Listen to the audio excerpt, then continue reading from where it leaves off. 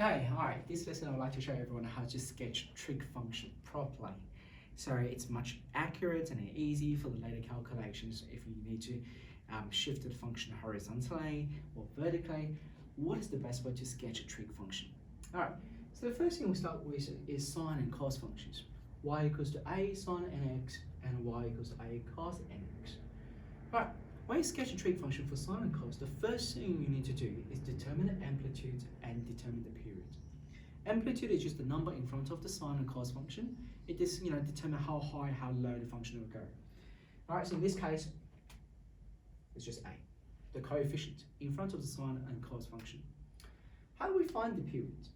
Period is just a wavelength. Okay, what is the distance? Alright, for one wavelength to be complete. And the period for sine and cos function is equal to 2 pi divided by n. And n is just a number in front of the x. Alright, so that way you can find the period and amplitude. Alright, so we'll start with a very basic sketch. Y equals to sine x. I'd like to show you how to do it properly so everyone's graph is going to be the same and is accurate, like a scaled diagram. Alright, so the first one, sketch y equals to sine x. Alright, so the first thing you do is you determine the amplitude and determine the period. So the amplitude is equal to 1 because the number in front of sine x is 1. 1 times by sine x. So the amplitude is 1 unit. And then the period is equal to 2 pi divided by 1, which is equal to 2 pi. So the period is also equals to 2 pi divided by 1. It's still 1 because the number in front of the x, alright, is equal to 1. Obviously, if the number in front of x is not equal to 1, then you need to do the calculation and it will be, the period is equal to 2 pi divided by 2, 2 pi divided by 3, depends on what's the number in front of the x. Alright, so we've got 1 and 2 pi, now we can start to do the sketch. Alright, say for example, if the question asks you to sketch this function between 0 and 2 pi. Alright, how do we sketch? I want to sketch this diagram. Alright, so this one is going to be an accurate and a scaled diagram. So you need to use a ruler, and we need to make assumption that pi is 3.1415 and goes on. But we need to make assumption that pi is equivalent to 1 centimeters on your ruler. But this can be changed, depends on the the periods, and also depends on how big and how small the graph is going to be. All right, but in this case here, I'm just going to say 1 unit, all right, or 1 centimeter is equal to 1 unit. Okay, so therefore pi 3.14 is equivalent to 3 units or 3 centimeters. So if the question asks me to sketch the function from 0 to 2 pi, then 2 times by 3 is equal to 6. So that means I need 6 centimeters. All right, when I sketch this function.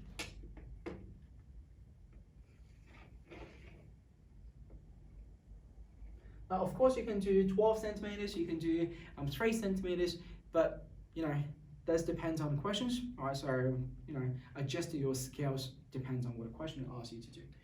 Okay.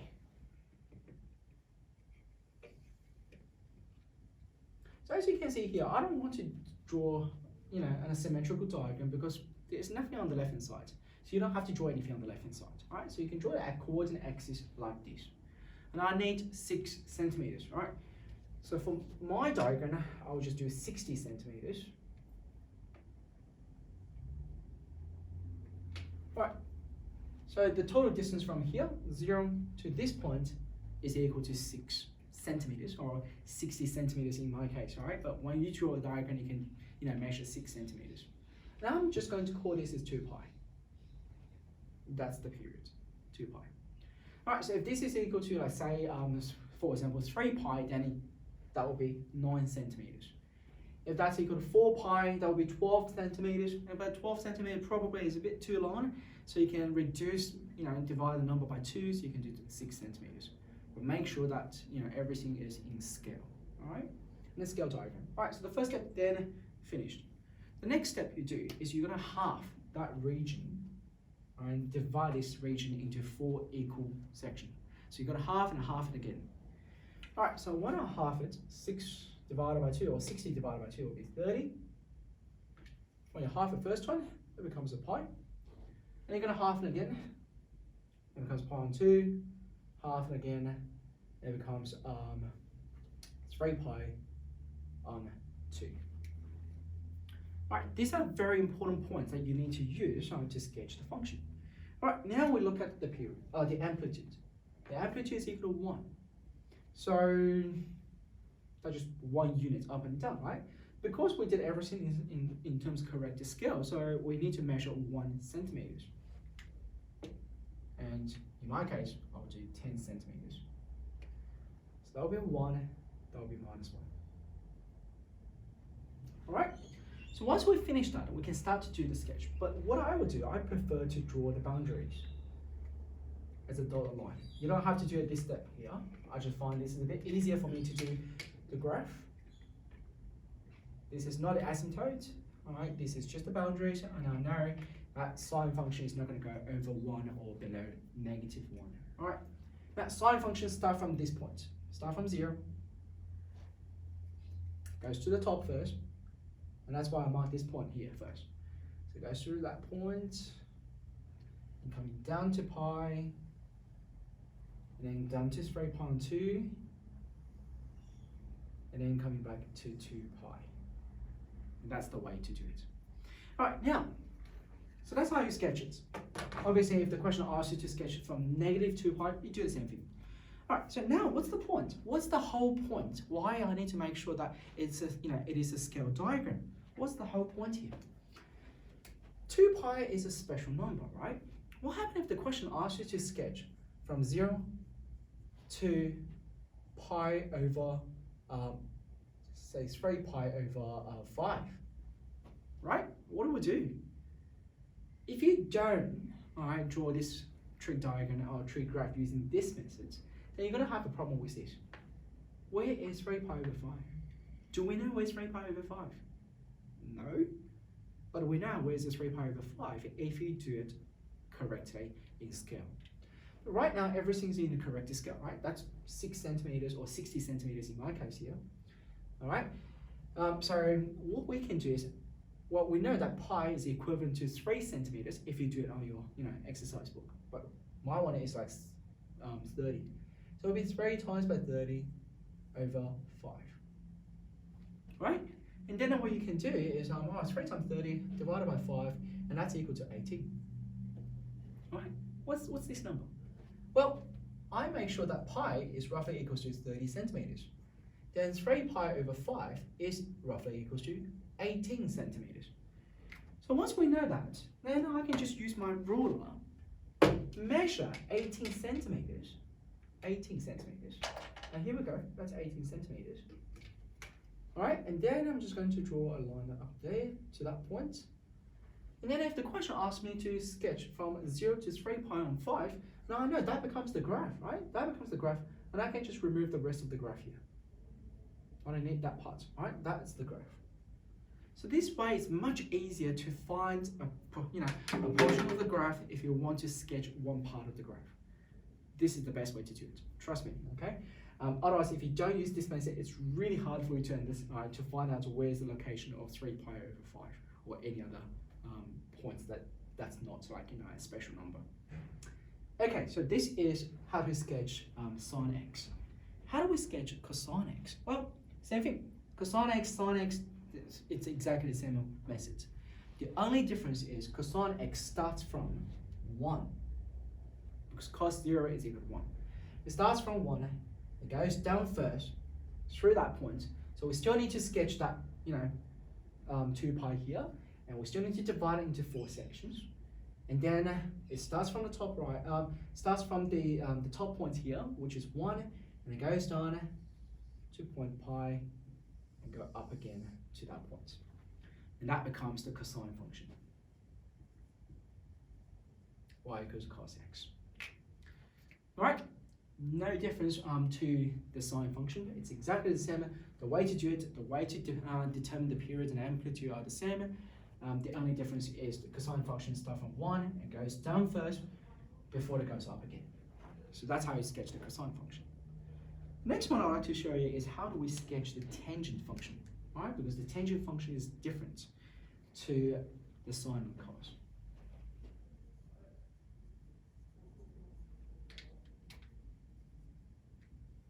Now, for the tangent function, usually you don't have to work out the amplitude. There is no amplitude. You don't need to worry about amplitude. You do need to worry about the periods, okay? And this time the period is different. This time the period is not equal to 2 pi divided by n. It's equal to pi divided by n, which is this. N is the number in front of x. But for tangent, there's one more thing you need to do, is the asymptote. How do we decide the asymptote? Right, the first asymptote, right, the first asymptote is the first half of the period. This is extremely important. First half of the period. I'd like to show you an example. All right, use an example. The first amplitude is always the first half of the period. All right, so I'd like to show you an example how to sketch tangents.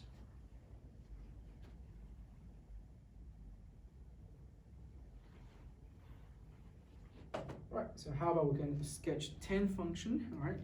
So y equals to tan x, and this time from negative pi to x to pi. All right, sorry, first step, negative pi, negative 30 centimeters to positive 30 centimeters, right? That's what you do. You can do 3 to 3, all right? So 3 centimeters from my one. I'm just going to do it this way. This time for tangents, you're going to draw a symmetric diagram just because of it's starting from negative pi to pi. All right, measure 30 centimeters, or for your one, measure 3 centimeters, because pi is equivalent to 30 on both sides. There you go.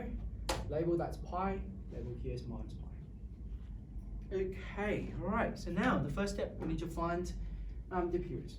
Well, I guess I've already done the periods. Periods equal to pi divided by 1, which is equal to pi. And that's a reason why I put in pi here. If the period is not equal to pi, then you're going to change these two results. All right, now the most important thing is the asymptote. First half of the period. Pi is the period. If you half pi, that becomes pi on 2. And that pi on 2 is the asymptote, first half. So that means if the period is equal to pi on 4, say for example the period is equal to pi on 4, then the first half of pi on 4 will be pi on 8, and the pi on 8 will be the asymptote.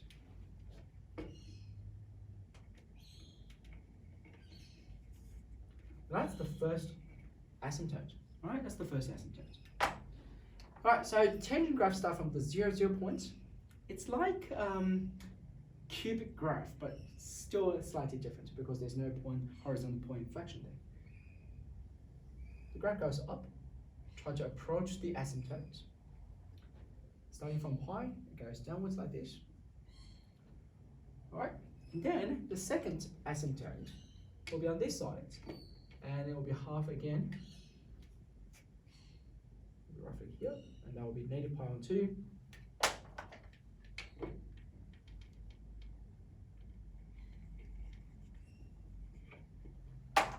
And the graph starts approaching to the asymptote. This is a tangent graph from negative pi to pi. Now, if you want to continue, yes, you can. All right. Say, for example, if I change this one to 2 pi, then you can actually continue that. Plus another pi on 2, which is 3 pi on 2, and that becomes another asymptote. Go downwards like this, and going up. All right, that's how you sketch the tangent graph. All right, so the most important thing, remember this, right? It doesn't matter which one you sketch, tan, sine, or cos. The most important thing is find the period. Once you find the period, you have to decide the correct scale. All right, I usually use pi equivalent, that's equivalent to 3 centimeters when I draw my diagram, so it's accurate. But sometimes you do need to change those scales, depends on how large or how small the period is, right? So sometimes the period is like, pi on 8. It's such a small number, then you can't just do like a 3 divided by 8 and become 0 point something, centimeters. You do need to change it. But the most important thing is if you do the incorrect scale, then it will be much easier for the later questions if you need to use the graph to solve for the later question. Alright, in the future lessons I would like to show you how to sketch the other 3 trig functions. But that's the lesson for now. Okay, thank you.